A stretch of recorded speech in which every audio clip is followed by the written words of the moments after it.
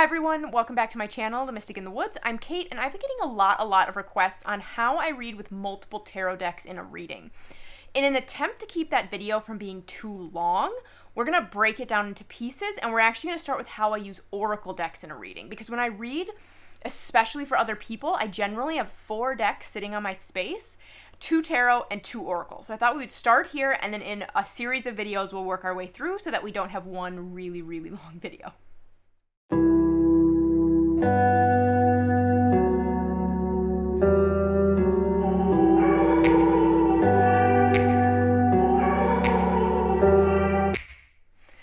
Okay, so there are 3 main ways that I use an oracle deck in a tarot reading. So I still use tarot as the main reading. That's the meat of the reading. It's the bulk of the messages. However, I like to have a couple of oracle decks sitting around as well to serve specific purposes too. So the first way that I'll use one is a clarifier deck, and I will always have a clarifier deck sitting there when I'm reading. A few of my favorites are, this is the Earthbound Oracle, and this is a great one. This is pretty popular, but this is a great one for clarifying because it is straight, it's to the point, it's balanced, it's simple. Like, for example, I use this always when I am using the Hush Tarot.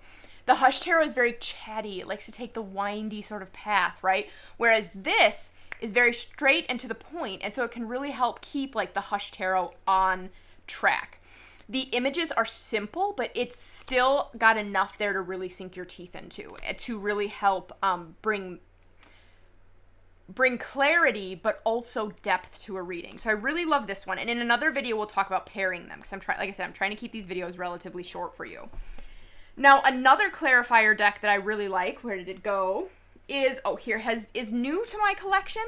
This is the Herbiary Oracle cards and the Bestiary Oracle cards. Now, it's a long story about how this came into my collection. This is not a new deck, and I will probably do a separate video just on this, because I combined them, and I've like blown away by this deck, to be completely blown away.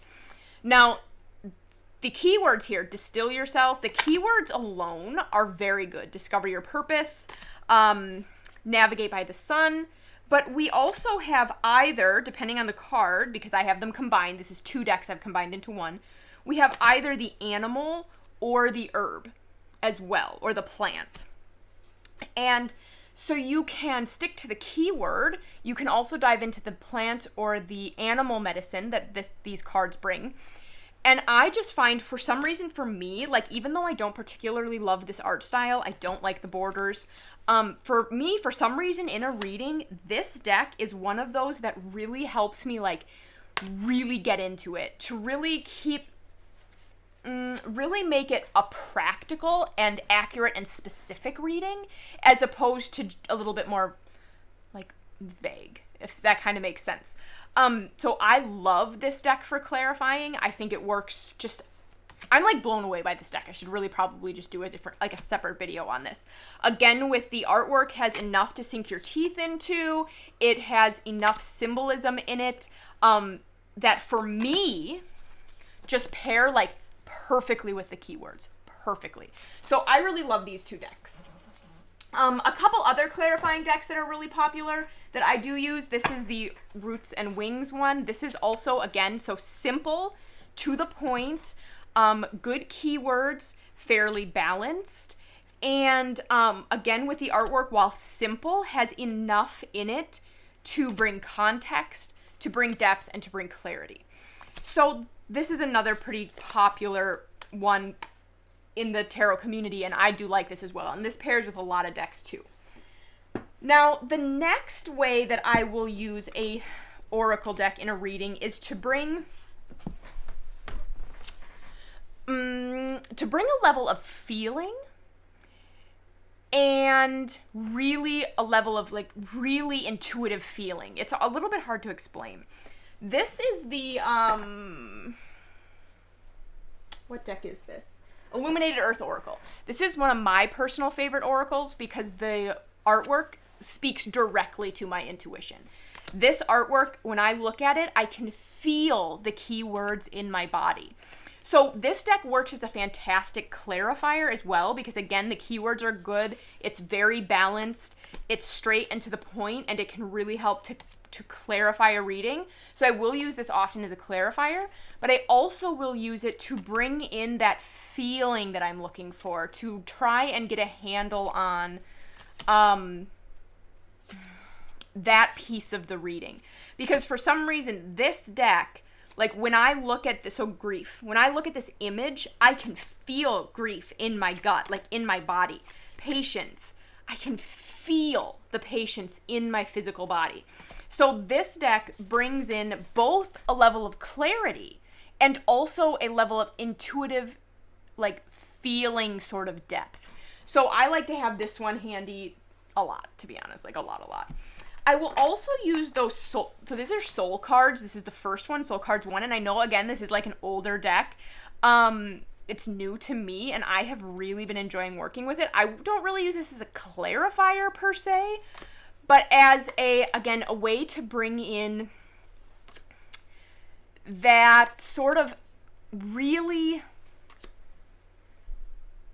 very intuitive, empathic sort of feeling in my physical body, to bring that into a reading. So I don't use this all the time, but I do really love it, and the readings that it does come in for, it really offers a level of depth and clarity on that feeling sort of level for me.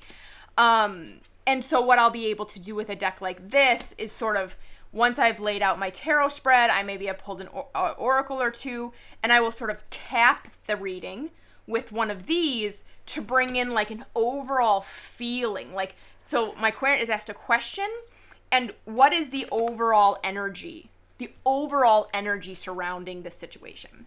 I really like this deck for that. And I am going to do like sample readings and pairings as we move through this video series, so you can see like how I would pair this with another deck and how I would actually use it in a reading.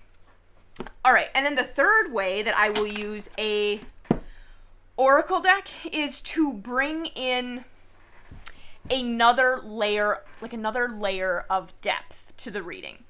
Now, again, like none of these things are things you can't do with just a tarot deck. I just find that when I mix and match decks, I am more accurate, I trust myself more, and they really just bring a new layer into my readings. This is the Woodland Wardens deck. So the next, okay, getting ahead of myself. So the other thing that I will do with an oracle card is bring in another layer. This deck I have found works well for this. I have not read for anyone else with this, just for myself. And I think that this could work as a clarifier as well, because the keywords are very straight and to the point. So this is dreams. This is boundaries. So I think that this could work as a clarifier. I just haven't used it that way. The thing I like about this deck, and I'm still getting to know this deck, but the thing that I like about this deck is, again, not only do you have the plant and the animal medicine that you can bring in to add that extra like depth to the reading, but it also has questions in the guidebook, and I love when guidebooks do this. So like if we look at Innocence, so the first card in the deck, the mouse and the buttercup, it has questions. What do I hope to learn on this new path? What potential dangers should I look out for? This and the other information in the guidebook, and the expansiveness of some of the keywords, and the expansiveness that the animal and the plant energy can bring to the reading, can bring another layer of information and another layer of depth into the reading. And then the final deck that I just have like as a sample, this is my Divine Feminine Oracle. This was the first deck I ever purchased. I know that there are some people have some issues with the artwork. This deck though works so well for me. Was my first deck ever because I had read Megan Watterson's other book, and that is why I bought the deck. And this deck can really bring in a new level into a reading, as well as work as a nice sort of end cap. So what we'll have here is the Divine Feminine figure. So here, let's go with, I just want to find one I can pronounce really well, because I can't pronounce all of these, and I don't want to, here. let's go with the cosmic egg, for example. Okay, so the cosmic egg is here. There's the title, and so like if we have a divine feminine figure, we have the name. Then we have a title, so the divine feminine. And then we have like a little key phrase. I hold the universe within me. I am the force of an ever-expanding love. And then in the book, again, this has not only the information of the divine feminine figure, like her story or her myth, it has a message, and then it also has an affirmation, and it has a soul voice meditation that can also be used as like a journal prompt. So I know that this deck is not going to work. This deck doesn't work for every reading, and this deck doesn't work for every person. But I find that this deck will really help me bring a layer of a deeper layer into a reading, as well as an empathetic layer, as well as a what can my querent or myself really focus on. Where's my point of power? Where is the querent's point of power in this situation? I am very much somebody who can read with a deck that is primarily, like a hug deck. I can get a lot of information out of a hug deck personally as a reader. And it's very important to me that I am treating my people who come to me for a reading are getting an uplifting, empowering reading. And this deck can really help me with that. So I do know there are some issues that people have with this deck. I love it, and Megan Watterson literally changed my life with her book Mary Magdalene Revealed. So that's how I ended up with this deck in the first place. Okay, so those are kind of how I use these decks in a reading. So this video is not too long, so let's just do like a little quick sample reading. I'm going to switch the camera. Okay, so let's just do like a super quick example reading. Now, I wouldn't normally use 1 tarot deck and 3 oracles, but I have Pagan Otherworlds, Soul Cards, Earthbound Oracle, and Woodland Wardens. And we're going to use all these decks just so that you can see how different oracle decks can bring in different layers of meanings into a tarot reading. But like I said, normally I would normally use 3 oracle decks to 1 tarot, but I want to show the different layers. So let's we're gonna use Pagan Otherworlds. And sorry if the shuffling is very loud on that mic. We'll go on, I will do some overhand shuffling instead. Let's ask, we just did the video on the queens and anxiety. So let's do just a really short intuitive spread on how to keep grounded today, how to manage my anxiety and stay grounded today. Just to stay on topic. And this is a question that I do ask relatively often. How can I manage my anxiety? So how can we manage our anxiety and stay grounded today? I'm going to pull 2 tarot cards.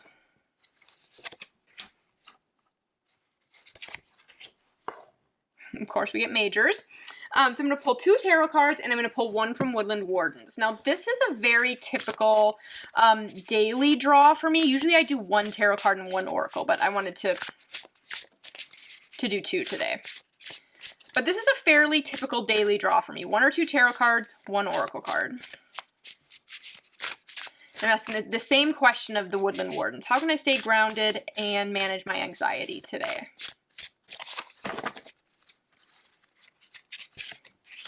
All right, and we've got the Deer and Oat healing, and it's in reverse.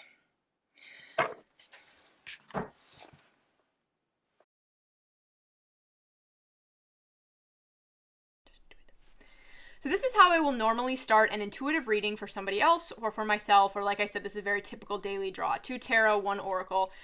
This type of oracle that brings in kind of its own message as opposed to being a purely intuitive or a purely clarifier for me.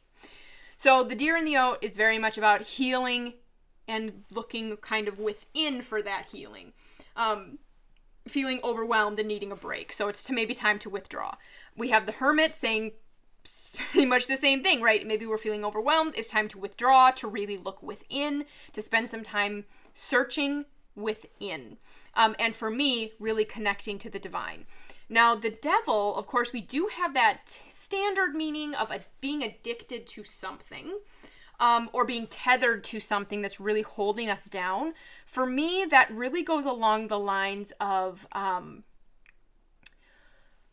where am I doing something in my life while not necessarily harmful in and of itself, but where am I allowing that to take me off path? So for example, anger is a very normal emotional experience, right? We're here on this human world to experience the full range of what it means to be human, and anger is a part of that. And there's nothing wrong with being angry.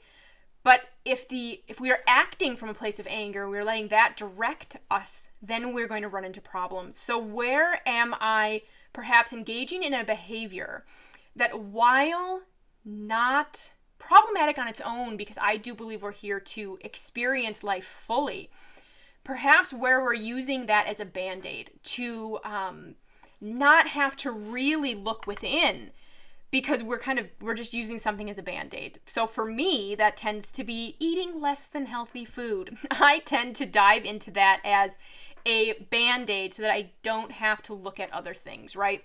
So this general read here, I think, is very much about stepping away from a behavior that is taking you off your path in a time of anxiety so that you can really rest, retreat, look within, and find that stillness within yourself. Okay, so this is our kind of general read, right? And this is just a quick example.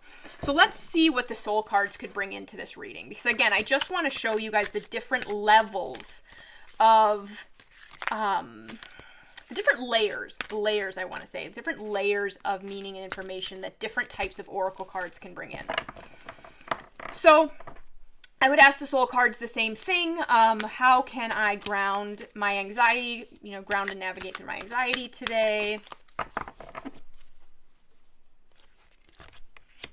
And I don't generally do reversals with most decks. I do not read reversals. I am experimenting that with the Woodland Wardens. I don't do it with soul cards. So I'll flip this over. So here, there's really a feeling, and the interesting thing is I drew this card just yesterday too. So this is apparently an important card for me personally at this time. But when we're talking about anxiety, this person here, to me, this person certainly feels down. I feel a heaviness. So like I said, before, this deck for me is to bring in that feeling into a reading. What is the intuitive physical feeling that I am getting? And I realize that intuitive and physical are maybe seem contradictory, but for me they're not, and I suppose that would be a whole video on its own, just like my thoughts on the devil would be a whole video on its own. But this is bringing in a feeling of stuckness to me, of looking away from there is this deep root system here, right? And it's funny that we've asked specifically about grounding. So there's this deep root system going down into the ground to ground this person, but something has severed them from it, right? So this tree has been cut, it's been severed. This person is separated from that root system. So again, it's bringing in that feeling of perhaps being separated from the earth itself, from that stable feeling of the element of earth, okay? So super. So this brings us that feeling. Now let's grab the Earthbound Oracle, and let's clarify that devil. Let's just say that I'm not quite sure about what the devil has to do with this reading. Like I'm a little confused, and I want to understand the devil a little bit better. All right, so I do read jumpers, right? So, okay. So we've got simplicity and message. So to me, this is really bringing in that idea that the behaviors I'm engaging with to mask or to band-aid over the anxiety that I'm feeling, that it's really preventing me from being able to get messages from myself, from the earth, from my guides, from however it is that we as individuals see the guidance system that is working with us, right? So this behavior here is really blocking that. And I think I might be off camera a little bit, so just bring this in. Is really blocking that. And for me, the simplicity card, sometimes it means, to make something simple. For me, it usually comes up as a don't overthink this card. This message is simple. It is don't overthink the card. So this is just, again, a general quick example of how I might bring multiple decks into a reading to bring in different layers of information. For me, I would stop here and go to journaling and meditating because that's what I prefer. With a client or a querent, we might dig into these things differently or more, so that we can get more specific information and things like that. But I hope that this gives you a general idea of the different layers of information that different oracle cards can bring into a tarot reading. With understanding, again, just personally, I would generally not read with this ratio of oracle to tarot, but I wanted to keep it small and also show you all the different layers. So that's just a quick example of how I might use multiple oracle decks and a tarot deck to read for myself. Like I said, for a querent, we're going to get deeper into those things. We're going to get more specific. We're going to get next steps and stuff like that. But for me, I really like to turn to journaling or meditating next. But that's just, like I said, like a quick example of how I bring multiple oracle decks into a reading to provide different types of information. So in next videos, over the next couple videos, we will also talk about pairing decks, and we'll talk about using multiple tarot decks in a reading as well, which is something that I often do for myself and almost always do when I read for other people, is have 2 tarot decks at the same time. So, I hope that you found this video helpful or enjoyed it, and I will see you in the next video. Have a great day.